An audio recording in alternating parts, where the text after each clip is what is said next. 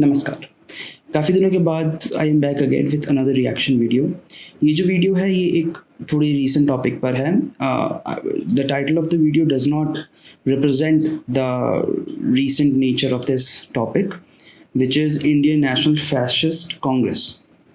But based on the thumbnail you will know that because क्योंकि thumbnail पे एक तरफ अरुंधति रॉय थी और एक तरफ Ajit Bharti, so you would know what I'm talking about if you look at the thumbnail. Anyway, the video is big, so maybe I'll divide it into two parts. So let's start. I'll give link to the original video in the description. Go and check it out. Come back and react with me. Give me a thumbs up. Subscribe to the channel. Let's start. क्या होता है असली fascism? Ajit Bharti पर FIR या अरुंधति रॉय का arrest? When I called Arundhati Roy's accused disgust, the entire woke Maoist fake leftist ecosystem had risen up in revolt against me. And there are The music is too loud. I can't properly hear what he's saying, but there are subtitles going on, so it's better that way. argument focused on how rude I was rather than how right I was. क्यों target बनाया जा रहा है राष्ट्रवादी YouTubers को? यह हमेशा ही ध्यान रखना कि मैं शांत तभी होऊंगा। किसने आरंभ की थी फ्रीडम ऑफ स्पीच की हत्या? फ्रीडम ऑफ स्पीच एब्सोल्यूट किसी को गाली देने की नहीं है। क्या भारत में कभी फासिज्म अप्लाई किया गया था? क्या बीजेपी को भी फासिज्म सीखना चाहिए? और क्यों आवश्यक है एक राष्ट्रवादी इकोसिस्टम? जानने के लिए वीडियो अंत तक देखिए और चैनल को For those who don't know, fascism essentially is a hyper form of nationalism. तो नेशनलिज्म को अगर हम बहुत एक्सट्रीम पे ले जाएं तो वो फाशिज्म हो जाता है। Maybe this is a very loose definition what it entails economically, what it entails with other social aspects. It is something that is debatable और उसके बारे में डिबेट हमेशा चलती ही रहती है। लोग अपनी अलग अलग डेफिनेशन लाते हैं फाशिज्म की। लोग मोदी को फैशिस्ट कहते हैं। So what it actually means, please let me know in the comments. But as per me, in my opinion, it is extreme form of nationalism. So if you want an example, I would say that the Nazi Germany was a fascist regime because they were hyper nationalist. They were trying to preserve their quote unquote racial supremacy. They were trying to nationalize all the businesses, so on and so forth. So that is fascism.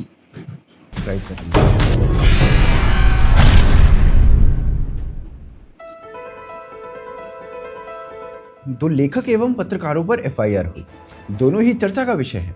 एक राष्ट्रवादी अजीत भारती और दूसरी वामपंथन अरुंधति रॉय। अरुंधति रॉय भारत की एक ऐसी लेखिका हैं जिसे अपनी प्रथम बुक के लिए ही बुकर्स प्राइज मिल गया था।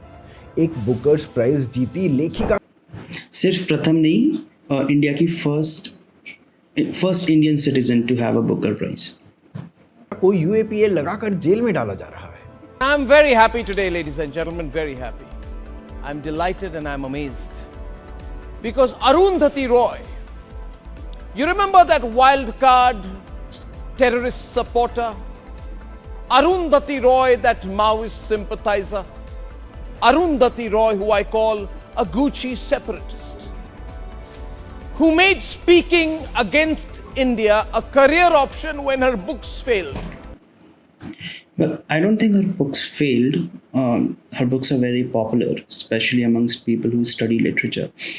But I would say that because of her separatist comments, because of the views that she holds, her books also found traction because of that. She constantly stayed in the news, stayed in the headlines, and which translated into book sales. And that is why publishers still continue to publish her books, even though status as a nationalist citizen is very questionable. But let me tell you something about these Booker Prize winners. Well, she's first and foremost, she's not the first Indian to win a Booker Prize, not of Indian descent. So I think the first one to win was V.S. Naipaul for his book In a Free State. Second was Salman Rushdie for Midnight's Children. Anyway, so coming to this Booker Prize thing, it is something like this. The condition for a book to enter into the contest, it should have been published in the UK. So while they gave off this impression and it has to be in English. So while they give off this impression that it is something, this prize is global, international, it is not the case. The language should be English, and it should have been published in UK. If the rules have changed in the recent times, that I don't know, but these were the rules when I checked last. Secondly, when it comes to the writers of UK or like any European country, then the subject matter is slightly different for the winners. So if you pick up the book called Shaggy Bane, it is I don't know who the nationality of the writer is, but it is of the western niche, it is of the western part of the world. So there the subject matter is this familial tension. It is a drama about the family, the challenges a family faces, so on and so forth. But when it comes to the winners of eastern part of the world, like let's say Indian, or in the recent times, the book that won Booker Prize was the Seven Moons of Mali Almeida, I think. So if you scrutinize that, then in that book it is like तुम अपनी country को गाली दे रहे हो, right? You are kind of exposing, you are speaking truth to the power. तो तुम अपनी country को गाली दे करके ये Booker Prize जीत रहे हो. If you successfully abuse your country enough, then you are eligible for this Booker Prize. Same is the case with Arundhati Roy's book, the first book, God of Small Things, because in this she is supposedly exposing the caste discrimination of India, the corrupt political systems, the corrupt bureaucracy, the corrupt police, and everything, how India is like not functioning well, how every institution is broken and corrupt. And if you scrutinize Seven Moons of Mali Almeida, it is the same case, but in that they are talking about homophobia, they are talking about the various tensions between all these political organizations, how all the politicians are colluding with these terrorist outfits, so on and so forth. So if you abuse your country enough, and this is the same case with Inheritance of Loss by Kiran Desai, I think. I would be wrong. Okay, so Kiran Desai. Same is the case with that book. So these entitlement, these people who are sitting in the Booker committee, they are just awarding people who are abusing their country, and so that UK खुद को अच्छा महसूस कर सके. She's going to be prosecuted. अब ऐसा क्यों किया जा रहा है? तो चलिए कुछ विचार उनके आपके सामने रखते हैं. Sort of psychosis. First of all, the army and the police are using rape as a weapon against people in places like Chhattisgarh or Kashmir or Manipur and so on. So I said, look, Kashmir has never been an integral part of India. इनके ये विचार केवल कश्मीर या army के लिए नहीं हैं. ऐसे विचार इन महोदया के नक्सलियों के लिए भी हैं. उन्हें भी ये जस्टिफाई कर देती हैं. 1980 के बाद कौन सा लड़ाई था कि लोगों का विस्थापन न हो, जैसे अभी आपके साथ हो रहा है या होने जा रहा है, वो गरीब आदिवासियों के साथ बहुत पहले शुरू हो गया. जैसे बस्तर में नक्सली क्या लड़ रहे, माओवादी क्या लड़ रहे, क्यों लड़ रहे? क्योंकि आदिवासी का जमीन, आदिवासी का पहाड़, आदिवासी का नदियाँ बड़े बड़े कंपनियों को दिया जा रहा है. उनके घर जला दिया था, उनको गांव से निकाल दिया था, बड़े बांध बना के गांव को निकाल दिया, जैसे नर्मदा की लड़ाई हुई. अब वो बड़े किसानों के साथ भी यही खेलने आ रहे हैं. अरुंधति रॉय के अनुसार भारत जैसे ही स्वतंत्र हुआ, वैसे ही भारत कॉलोनियल स्टेट बन गया. The Indian state from the moment it became a sovereign nation, from the moment it shook off the shackles of colonialism, it became a colonial state. ये तो मैं एग्री करता हूँ, बिकॉज जो नेहरू वाला सिस्टम चल रहा था of secularism, it is essentially an extension of the British. So I wouldn't say that the moment it gave off coloniality, it again became colonial, but I would say that a leisured version of colonialism continued to stay after independence in the form of Nehruvian identity of secularism and all of these set of ideals. यदि किसी को इस बात का नहीं पता है कि एक कॉलोनियल स्टेट क्या होता है तो उसे समझ लेना चाहिए। ब्रिटेन एक कॉलोनियल स्टेट था, वो दूसरे देशों पर आधिपत्य करके अपना रूल इम्पोज करता था और अरुंधति रॉय के अनुसार भारत भी वैसा ही कर रहा था। वो इसे जस्टिफाई करने के लिए आगे कुछ ये कहती हैं। And it has waged war since 1947 in Kashmir, Manipur, Nagaland, Mizoram, Telangana, Punjab, Kashmir, Goa, Hyderabad. देख रहे हो विनोद, भारत ने इन सभी देशों को, राज्यों को नहीं, देशों को आक्रमण करके अपने आधिपत्य में ले लिया, जैसे ब्रिटेन ने भारत को लिया था। ऐसी विचारक हैं हमारी लेखिका जी, जिन्हें बचाने के लिए आज एक पूरा सिस्टम लगा हुआ है। अरुंधति रॉय देश की जानी मानी लेखिका हैं। उनकी लिखी किताब the God of small things को 1997 में बुकर प्राइज मिल चुका है।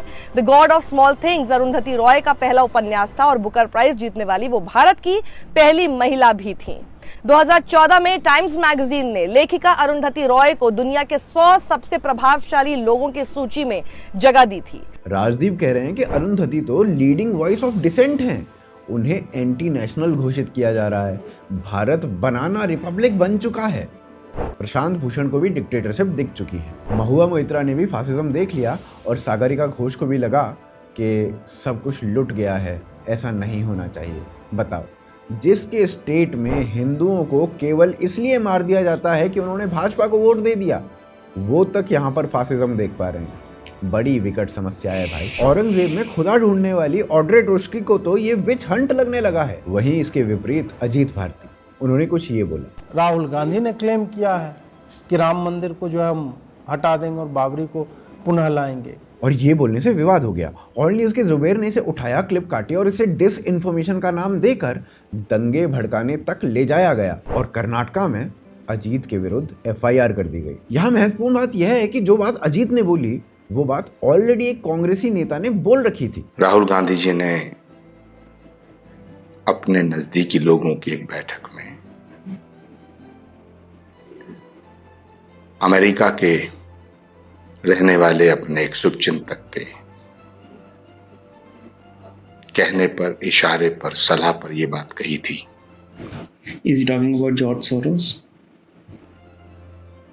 कि अगर हमारी सरकार बनती है तो हम सुपर पावर कमीशन बना करके राम मंदिर के फैसले को पलट देंगे। और यहाँ भयंकर बात ये है, व्हाट इज फनी कि जो ये स्वामी जी हैं बाबा, इनके पीछे सब भगवान की फोटो लगी हुई थी, which is not a usual thing that people do in their homes. It's not like you're sitting in your living room and you have all the pictures. I think he did it purposely for the cameras. है कि ये साले लिब्रांडो अजीत पर dish information फैलाने का आरोप लगा रहे हैं और दूसरी ओर Well, I'm not saying there is something wrong with it. I support it because it kinds of propagates your religion, but I don't think that's his intention. His intention is to appear to belong to a certain community, certain section. देख रहे हो कितना डर है मोदी जी का। अरुंधति रॉय के लिए आंसू बहा रहे हैं। चलो अब कुछ दिखाता हूँ। वर्ष 2002 गुजरात में दंगे भड़के हुए थे। केंद्र और राज्य में दोनों में भाजपा की सरकार थी और दंगों के बीच आउटलुक का एक आर्टिकल आता है। उसकी लेखिका होती हैं अरुंधति रॉय। बड़ी ही ड्रामेटिक तरीके से लिखा वो लेख किसी की भी आत्मा को हिलाने के लिए परिपक्व था। लिखा गया कि मुझे रात को बड़ौदा से मेरी एक मित्र का फ़ोन आया, जिसका फ़ोन था वो रो रही थी। उसे 15 मिनट लगे मुझे ये बताने में कि उसकी मित्र साइदा के साथ क्या हुआ। बताया गया कि साइदा का पेट फाड़ा, उसमें अग्नि भरी और फिर जब साइदा की मृत्यु हो गई तो उसके माथे पर ओम लिख दिया गया। आजकल ये लोग जय श्री राम को जो बनाने की इच्छा रखते हैं तब ओम की रखते थे। फिर इस विषय में पुलिस से पूछा गया कि क्या कोई कंप्लेंट साइदा नाम की लड़की के बारे में है या फिर कोई ऐसी लड़की आपको मिली है, तो पुलिस ने कहा कि हमारे पास ऐसा कोई रिकॉर्ड नहीं है, ऐसा कोई मामला देखा तक नहीं गया है। फिर अरुंधति रॉय से पूछा गया कि भाई आपके मित्र हैं, कृपया हमें बताइए कि कहाँ क्या हुआ है। पर अरुंधति रॉय पुलिस पर ही चीखने लगी। उन्हें कुछ नहीं बताया, कोई कोऑपरेशन नहीं किया गया और ये तक बोल दिया गया कि पुलिस को उन्हें समन करने का कोई अधिकार नहीं है। अब आप बताइए कौन फेक न्यूज़ फैलाता है, कौन नहीं, और किसका सपोर्ट करना चाहिए, किसका नहीं। और कांग्रेस तो जहां जहां सत्ता में आई है उसने पत्रकारों पर उनके विपरीत व्यूज रखने के लिए एफआईआर की है। उदाहरण के लिए अमन चोपड़ा, उन्होंने अपना एक शो किया, फिर उसे ट्वीट किया। कांग्रेस को अच्छा Obviously, ऐसी सिचुएशन में if it happened to a friend of mine, I will definitely call the police right away, right? ऐसा तो नहीं होगा कि मैं उसके बारे में 2 दिन बाद आर्टिकल लिखूंगा and I do not reach out to any authorities, to any of his family members, his or her family members. What kind of nonsense is this? नहीं लगा। राजस्थान में उनकी सरकार थी, उन्होंने उनके विरुद्ध एफआईआर लिख दी। 10 पुलिस वाले अमन चोपड़ा के घर के सामने उन्हें अरेस्ट करने के लिए पहुंच गए थे और ये तब हुआ जब हाई कोर्ट ने कोई एक्शन लेने के लिए मना कर दिया था, फिर भी ऐसा किया गया। या फिर दूसरा एग्जाम्पल फेलिक्स गेराल्ड का, जो कि एक यूट्यूबर हैं। उन्हें नोएडा से तमिलनाडु की पुलिस ने उठा लिया। उनका अपराध था कि उन्होंने एक दूसरे यूट्यूबर सुव्वुक शंकर का इंटरव्यू लिया था। तमिलनाडु पुलिस ने सुव्वुक को पहले अरेस्ट किया था और बाद में फेलिक्स गेराल्ड को। ऐसे ना बहुत सारे एग्जाम्पल्स और हैं जिन्हें हम तीसरे अध्याय में विस्तार। Okay, let me know if this is correct, but Rajasthan के पुलिस वाले यूपी में आकर के without informing the local police station, how can they act there, because it's out of their jurisdiction. So I'm not sure whether they can act there legally or not, whether they are obliged by law to inform the local police station or not. Please let me know. से बताएंगे। अभी देखते हैं कि क्या भाजपा सही में fascist है और फिर आगे बताएंगे एक्चुअल फासिज्म क्या होता है। Okay, so they will tell what is actual fascism. Hold on the comments. देखिए, यदि केवल आचार्य प्रमोद के साथ राहुल गांधी द्वारा एक मीटिंग में प्रयोग में लाए गए शब्दों को उद्धृत करने के कारण यदि अजीत भारती पर कोई जिहादी इकोसिस्टम एफआईआर करवा देता है, ये कहते हुए कि अजीत भारती ने झूठ बोला था, तो क्या इस हिसाब से राहुल गांधी या कांग्रेस के बड़े बड़े नेता बच पाएंगे क्या? कुछ उदाहरण देखते हैं। राहुल गांधी ने जनवरी में राम मंदिर उद्घाटन के समय कहा था कि वहां पर कोई भी दलित या पिछड़ा वर्ग का व्यक्ति दिखाई नहीं दिया, जबकि सत्य यह था कि वहां सामान्य भीड़ तो छोड़ दीजिए, जजमान के रूप में भी दलित, आदिवासी और पिछड़े वर्ग के लोगों को सम्मिलित किया गया था। क्या राहुल गांधी पर केस ठोक दिया जाए? अमित शाह का एआई जनरेटेड वीडियो इलेक्शंस के समय शेयर किया गया था, जिसमें कहा जा रहा था कि हम रिजर्वेशन हटा देंगे। ये वीडियो बड़े बड़े कांग्रेस हैंडल्स, यहां तक कि तेलंगाना के सीएम ने शेयर किया था। क्या इन सब लोगों पर केस ठोक दें? चुनावों में इंडी गठबंधन को सपोर्ट करने वाले हैंडल्स आमिर खान का कुछ इस प्रकार से एडिटेड वीडियो फैला रहे थे। क्या कहा? आपके पास ये रकम नहीं है तो कहां गए आपके 15 लाख रुपए? जुमले वादों से रहो सावधान, नहीं तो होगा तुम्हारा नुकसान। जबकि सच ये था कि ये वीडियो आमिर खान के शो सत्यमेव जयते का था और इसमें 1 करोड़ कहा गया था, ना कि 15 लाख। अब इन लोगों पर क्या एफआईआर हो जाए? अब ये देखिए, यूपी कांग्रेस का हैंडल है, ये कह रहा है कि अरुण गोविल, जो कि बीजेपी के कैंडिडेट थे मेरठ से, उन्होंने दलित व्यक्ति के घर का खाना नहीं खाया, केवल खाने के दर्शन किए। तो ये वीडियो देखिए। अब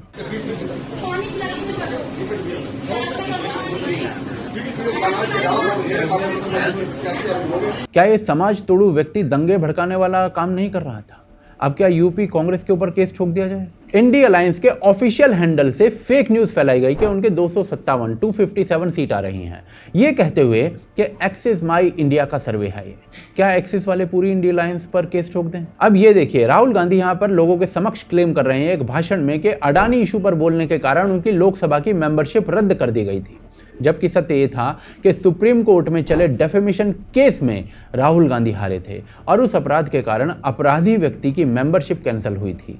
अब ऐसे में मोदी राहुल गांधी पर केस कर दें क्या? इस ट्वीट में कांग्रेस के लीडर क्लेम कर रहे हैं कि एक पाकिस्तानी कंपनी से बीजेपी को इलेक्टोरल बॉन्ड का पैसा मिला था, जबकि सत्य ढूंढा गया तो पता चला कि कंपनी तो दिल्ली की कंपनी थी। तो क्या बीजेपी इस छुटभैया नेता पर केस ठोक दें? सूरत Also, where are they getting all this information from? Because जो डेटा रिलीज हुआ है, it only tells के कितने इलेक्टोरल बॉन्ड्स कितनी मतलब किस पार्टी को मिले हैं, एंड दूसरा ये हुआ था कि कौन सी कंपनी ने इलेक्टोरल बॉन्ड्स परचेज किए हैं.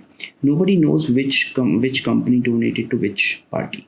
में बीजेपी को अनअपोज जीतने को राहुल गांधी ने तानाशाही बता दिया था, जबकि सत्य ये था कि कांग्रेस के कैंडिडेट ने अपना नॉमिनेशन पेपर भी सही से नहीं भरा था और इसी कारण उसका कैंडिडेचर रद्द हुआ था. अब ये देखिए, प्रियंका गांधी यहाँ स्वयं बोल रही हैं कि मोदी का वादा 15 लाख हर व्यक्ति को देने का था, जबकि इस बात को 10 बार झूठा प्रमाणित किया जा चुका है. क्या मोदी केस कर दे प्रियंका पर? अब ये वीडियो देखिए. मैं चाहती हूँ कि जरूर इस बार थोड़ी जीत कांग्रेस की भी हो और इसलिए उनको सपोर्ट करने आई है. पूरे देश को विकास की जरूरत है और अगर हमारे देश की भलाई के लिए कुछ हो सके तो मैं ऑलवेज वहाँ पहुँच. ये वीडियो कांग्रेस सपोर्टर्स द्वारा शेयर किया गया, जबकि ये 11 साल पुराना वीडियो था. क्या रवीना इन लोगों पर केस ठोक दे? अब ये ट्वीट देखिए, इसमें सुप्रिया श्रीनेत कांग्रेस की नेता कह रही हैं कि सड़क पर लोग. ये बात तो बिल्कुल सच है कि इस इलेक्शन में बहुत ज़्यादा फेक न्यूज़ फैलाई गई है. ऑल्दो इलेक्शंस में ऐसे होते रहता है, एंड बीजेपी की तरफ से I don't know what they were doing, how the IT cell was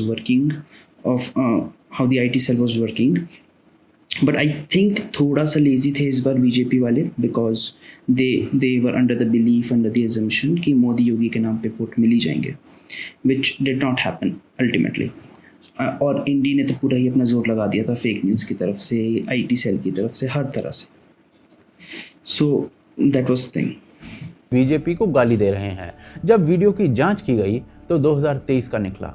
क्या सुप्रिया श्रीनेत पर केस कर दिया जाए? अब यदि ऐसा होने लगा ना तो कांग्रेस बेहद घाटे में जाएगी, क्योंकि उसके पूरे इकोसिस्टम में अधिकांश काम इसी झूठ के बेस पर चलता है. कोई नहीं बचेगा. इसीलिए बेटर प्लान ये है कि सो कॉल लीडर को कहा जाए कि वो सब काम करे जो अमीर लौंडे करते हैं. Travel the world, see things, 1-2 sports car crash करे, 2-4 अफेयर चलाए. बीजेपी अगर सही में फासिस्ट होती तो पूरी कांग्रेस अंदर होती. पर चलिए अब थोड़ा एक्चुअल फासिज्म देखते हैं. This is the end of part 1 of this video, and I'll see you guys in the next part. Thank you for watching. Please like the video, drop your comments, and I'll see you guys in the next one.